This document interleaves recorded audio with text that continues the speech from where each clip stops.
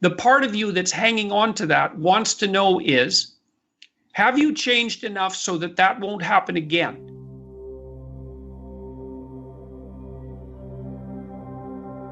I think people get so used to sort of the toothache of past pain that it almost blurs out in their mind. It's like that sound, the ringing that eventually your brain stops processing. But I think you have a very good rule of thumb, which is the 18-month rule. And I wonder if you could help people understand that it is not a suffering that you have to take with you like a ball and chain for the rest of your life. There are ways to release it, but it does involve circling back and processing it through language. Yes. Well, let's define what processing means. Okay. So, let's say that you had a pretty painful history of being bullied when you were 13, and you're still carrying that with you. You carry it with you in your posture.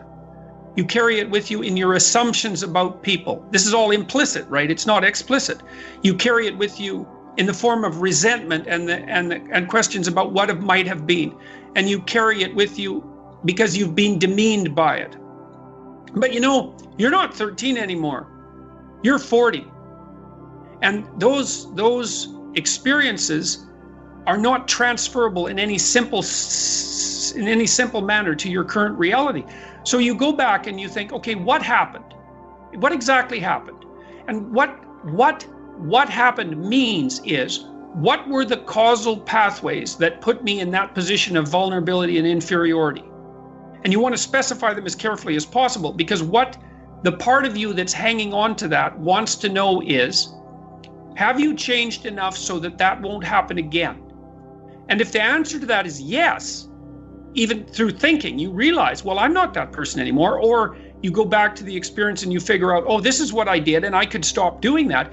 Then the icy hands of that traumatic experience will release, that you will be released from it. Because what your mind wants to know, your unconscious mind, let's say, is, have you resolved this issue to the degree that it is unlikely that it will occur again?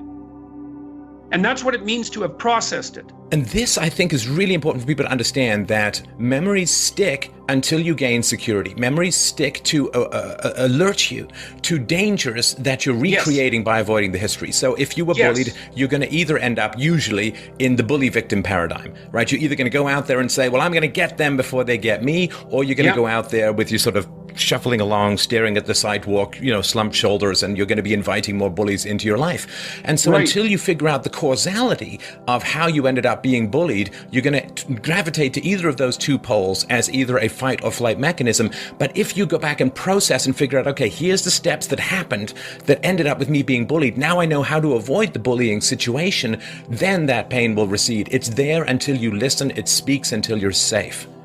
So there's this great scene in this documentary called Crumb, which is about the underground cartoonist Robert Crumb. It's the most brilliant documentary I've ever seen.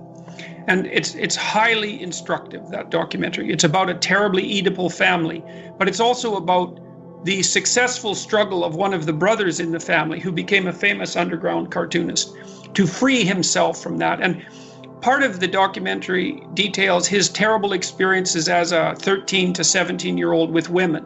And he was one of these people, Robert Crumb, who was not at the bottom of the dominance hierarchy. He was outside the dominance hierarchy in the land of absolute contempt. And he made this card when he was about 13 or 14 with a broken heart on it, and described his realization that he was such an outsider that he would never be successful with girls, or period, but particularly with girls. But then that freed him up, and he started to cartoon more and draw more and listen to old music, and he kind of developed his own pathway.